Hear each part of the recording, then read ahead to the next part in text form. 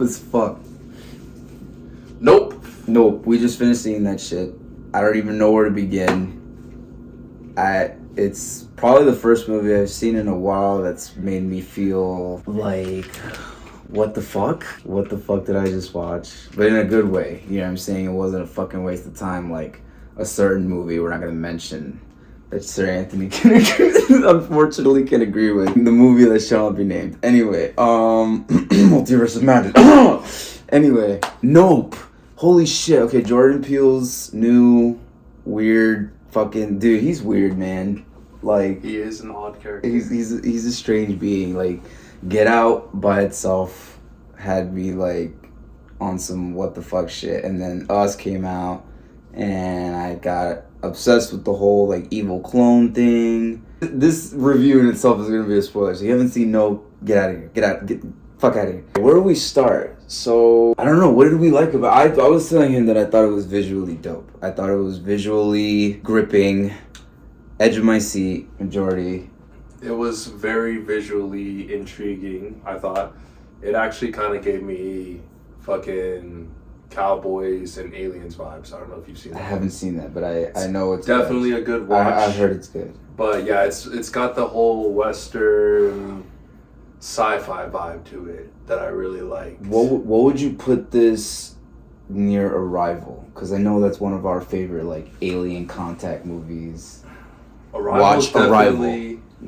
I'd say Arrival is definitely like, I mean, it's like a different atmosphere to it. Vibe, you know what I mean? right? It's kind of like, but in the same way, you don't really know much going into this movie, and they don't really tell you much.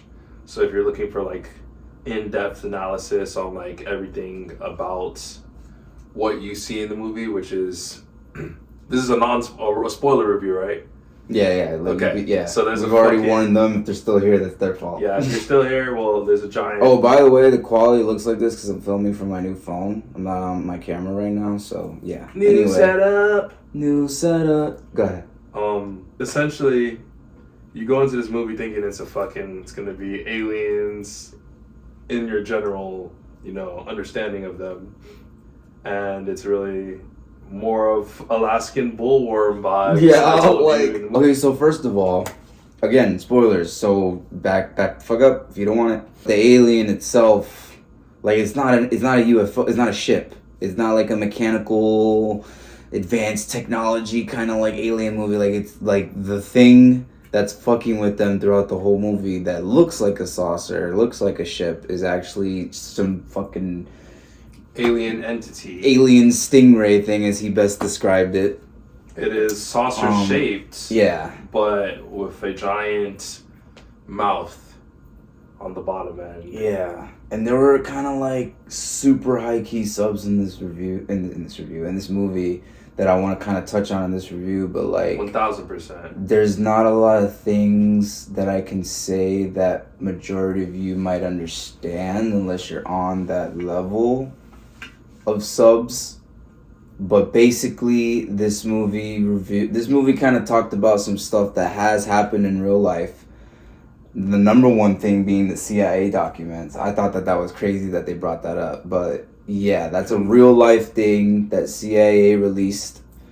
They declassified a bunch of documents about UFOs. And which, think about how recently that was. Yeah, that was last 2020. year. Yeah. And to be getting a film 2 years later where they actually, usually subliminals in films are like a little spaced out. But this is something that just happened not that long ago and they're already putting it in. It's just a little too convenient, you know what I'm saying? And then think about the release date, 22/22, with all these angel numbers and synchronicities. Mm-hmm. But besides the real life connections to the movie, we don't necessarily get any idea of like where the creature came from or anything. And honestly, I don't really think we need to. I don't really think we needed to know where it came from or like what the fuck did it turn into at the end of the movie. It turned into like this weird like balloon. We don't even know what it is. Yeah, we don't know what it is. But that's cool. I actually don't mind not knowing what it is because at the end of the day, like, I don't think that was the point of the movie. I think the point of the movie was to kind of like put you in the front seat of this weird fucking phenomenon that these characters are going through. And I did like the characters. I did like Daniel Kaluuya's character. He was very stoic, very like to himself. He gave me introverted. Ryan Gosling in Drive. Yeah, just like real quiet. I haven't seen that. I heard that's good too. It is, to best to describe it, it's like an action speaks louder than words will. He's not as talkative as his role in Get Out. You know what I mean? Okay. Like, he doesn't talk as much. He's more of like doing things. You know what I mean? He's like just very to himself kind of guy. Yeah. And then you have his sister who's like the complete opposite. Very Keke Palmer's the shit. Yeah. We both kind of agreed that she might have been a little too much in some scenes. It was obvious she was the comic relief. Yeah, sure. She was extremely charismatic. We definitely loved her. When moments were serious, she obviously was serious. So I thought that was cool. There was one Hispanic guy. I don't even remember his name. Hikey. Yeah, like, they probably said it like once or twice. Yeah. He was the tech guy. He was pretty cool. Interesting character. When he was first introduced, he kind of seemed a little too like douchey. Yeah, it was kind of for them to want him around. You know what I'm saying? Like, yeah, he was a little too douchey. Kind of changed like really quickly. Yeah, and I don't know, just like the way he was introduced, and then he just like suddenly is like implemented into their plan. And I mean, he is kind of convenient in some aspects because he works at a tech shop, so they need all these cameras and shit. But like, I don't know, I felt like they could have introduced him a little bit better, but he was still cool. And then you have the old guy who's supposed to be like a legendary cinematographer in Hollywood, and his role was like high-key pointless. Yeah. they brought him in because he's supposed to be a really good shot, and they wanted to get this UFO on film. That's kind of ended up being like the main drive towards the end of the movie, is like they're trying to capture it so that they could, prove UFOs are real and try to put it on the internet or whatever. That had to be like at least half of it. I feel like it was them trying to. Half of it I felt like was it fucking with them. Yeah, that was. And then it became a drive towards the end. All right, let's capture it on. Like, and I was like, okay, so after Glenn, bro, this shit destroys an entire town. Like, Glenn from Walking Dead is in this movie, Steven Yeun.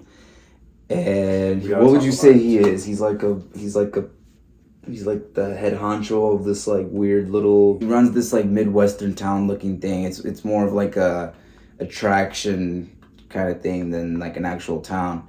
And he's doing an event, and it's pretty much implied that he's been like feeding horses to this thing for the last like 6 months. And I don't know if you caught earlier in the movie, but Daniel Kaluuya's character, OJ, he said that he's been staring at that same cloud for the last 6 months. Mm-hmm.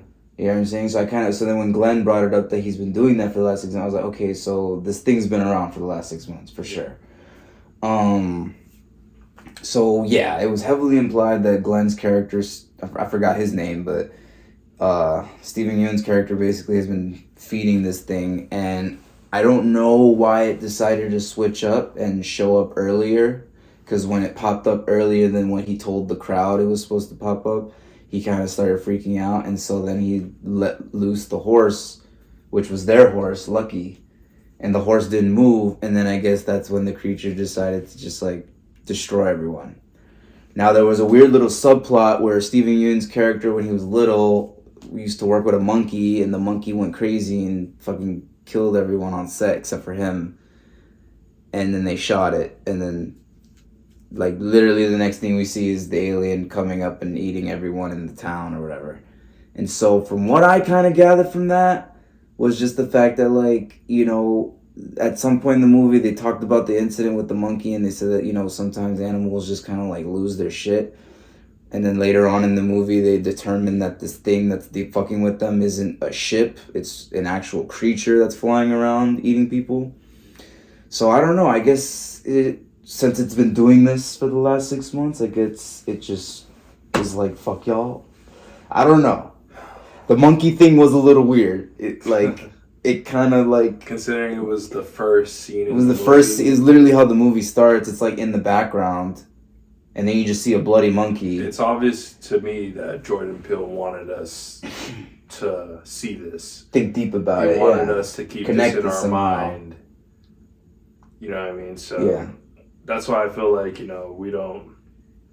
There obviously was something bigger going on, maybe with it, like maybe even like we don't fully understand like his vision behind why he did it yet. But I'm sure, like, you know, with time we'll kind of unravel it more in our heads. I just don't. Final words, because I don't want this to be too long, but I definitely think that he like ups the ante on each movie, as far as like, you know, threat level goes. Did you think this was crazier than us? I mean, yeah, given like what they were dealing with, can't really run away from it. Oh, so okay, this is one of those like, you know, good and bad kind of reviews. Like we can't just like praise a movie in its entirety. We do have to nitpick a little bit. My personal nitpick was the fact that there were some inconsistencies. They basically found out halfway through the movie that like if they look at the thing, it'll come to them and like suck it up and, you know, eat them or whatever. But like there were several parts throughout the movie where like they would literally look up at it and then just like stop looking at it, and then it wouldn't come for them. But when they looked at it, it immediately came for them. So I was just like, does it need you to look at it for a certain amount of time before it comes after you, or like how does it work? You know what I'm saying? Yeah, I don't know. I didn't really get that. It looked at Kiki at one point, but then like she stopped looking at it. And then it was like, okay, fuck you.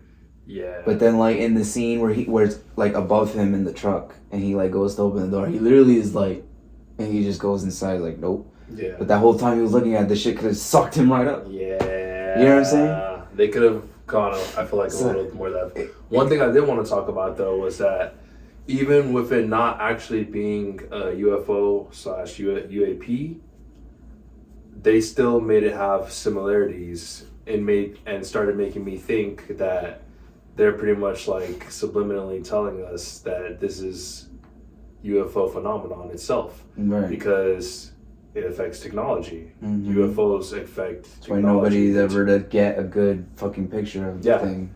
And then what was the other thing? So it affects technology. It goes after cattle. Right.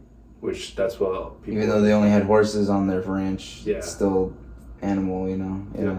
And it disguises itself in the sky as clouds, which gave me little Chicken Little vibes. Yo, super sub. It was hiding in the cloud. It wasn't in, like, it was hiding as a cloud. Like, it could like camouflage itself. Like, what do you mean? Like, I was telling Anthony that clouds are literally one of my favorite little tiny things in this fucking matrix that we live in. Like, one of the nice little details of life I enjoy are clouds, and now this is the first movie in my life that ever actually made me fucking question clouds. Are you serious? I have to look up at clouds now and wonder if there's a fucking alien stingray looking shit hiding in that bitch. Fuck you, Jordan Peele. No, I'm kidding. No, dude. Honestly, you're like a fucking maniacal genius. I love it. But Nope, yeah. Rate? What would you rate Nope? What would I rate Nope? I give Nope a solid yerp out of a. You know what I'm saying? No, I'm kidding. I give Nope a solid yup. Like, watch that shit. Like, 1 out of 10, I would give it like an 8.5. Yeah. I'll give it an 8. Yeah. I'll give it a solid. You know, I'll give it an 8. I'll give it an 8 too. I take the 0.5 because of the inconsistencies with the sight. And then it loses a whole entire 1. Like, it doesn't get a whole 9 and 10 for 1. I felt like it could have been more, like, thrilling. You know what I'm saying? Like, I enjoy the slower moments, for sure. I enjoy the character moments, absolutely. But when the premise is as big as this, like, I'm kind of expecting almost every scene to have some shit go down. You know what I mean? At the very least. So the fact that we didn't get that much, that, you know, it was still good, but like, I wish there was more. And then another reason I can give I don't give it like another full 1 is because the ending was like a little anticlimactic. You know what I'm saying? Like, if I'm being on, okay, so again, spoilers. Obviously, we've already talked about that. The ending where she's trying so hard to take a picture from the fucking wishing well thing of all things, and then she finally gets the picture, and then the freaking news reporters and all of them show up at the last second, of course. And then her brother turns out to be alive, which I thought was cool. It was a cool shot seeing him. But then it's like, that's it. Like, it just rolls to credits. And, like, she smiles, and then it rolls to credits, and that's it. And I'm like, can we, like... personally, I would have enjoyed an extra 5 minutes of, like, newsreels or, you know, like, audio in the background. Like, oh, you know, two Midwestern ranchers known for their history in Hollywood have taken a picture of a fucking... UAP, and it's all over TikTok and YouTube and blah. You know what I'm saying? Creatures like, being spotted across the country. You know what I'm saying? We may have discovered the mystery behind the 40 fucking residents that disappeared in Jupiter's claim, because, you know, blah blah.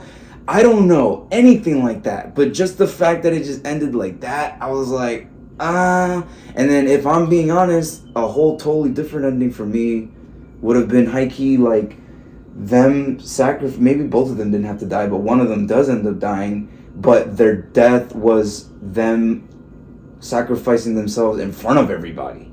Like, I would have thought it would have been a cool ending if, like, Kiki or Daniel's characters, like, were being chased by the thing, get sucked up by the thing, and then the thing, like, turns into its final form, and then, like, the fog lifts, and you just fucking see, like, everyone, like... I capturing that shit. Thought Kiki was gonna be gone because it literally lifts her up at one point. It does, but then she just somehow like doesn't take her fully. She gets captured, but then like because I guess the angle she that was, it like, grabbed her, she like flew off. She wasn't in the main suction zone, I guess. She was in the outer rim, which and it just threw her. To me is kind of bullshit. It totally should have gotten her, and that would have been like wild if it would have like swallowed her.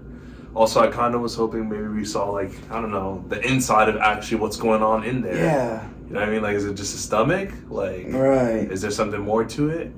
Now, one thing I don't think my boy John has said here yet is the fact that, like, you would hear the screams of its victims inside it for a while before they would stop, which means they would be, like, in there still alive. Shit. It wouldn't just chew them and, you know, they wouldn't be dead. Right.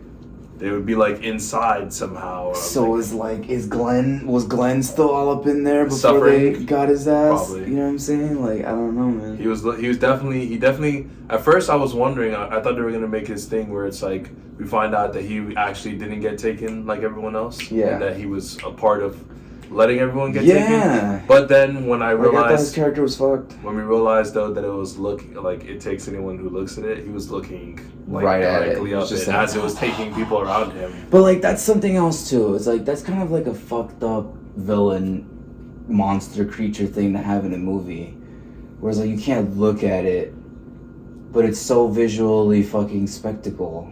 It's like how can you not look at that shit? Do you remember the movie Bird Box? Yeah, but Bird Box was ass. I liked it. It was okay. You know why I thought it was ass is because of some of the character decisions in that movie. That's why I was at Machine Gun. Bro, MGK and Bird Box can suck a dick. he fucked everyone. He fucked everyone, and he got gotted. So it's we don't see him get gotted. We don't see him get gotted. Him and that one chick that he like decided to smash the lady cop. Just like take the car and like dip, but then you never see them again. But I like to imply that he probably got it. There's no way they made it that far on their own. Nope. 8 out of 10. What do you give it? 8 out of 10. 8 out of 10. All right. Thank you guys for watching.